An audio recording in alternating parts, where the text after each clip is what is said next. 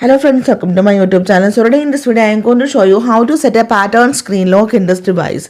So in this device I didn't set any screen lock. You can see simply swipe up, it is unlocked up. So let me show you how to set a pattern screen lock.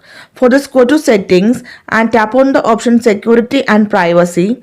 Now here you can see the option lock screen. Tap on this one. So to set a pattern screen lock, select the option pattern.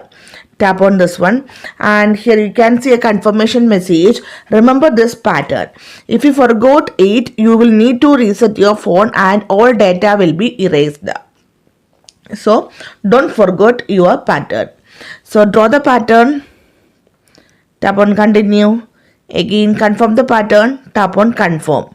This is for the lock screen notifications. You can select any one from here. Okay. Done. Now let me show you how it works. Lock the device, try to unlock. Now you can see they are asking for the pattern screen lock. Draw the pattern, it is unlocked. Okay. So simply in this way you can set this pattern screen lock in this device. So hope you guys enjoy this video. Thank you for watching. Thank you. Bye bye.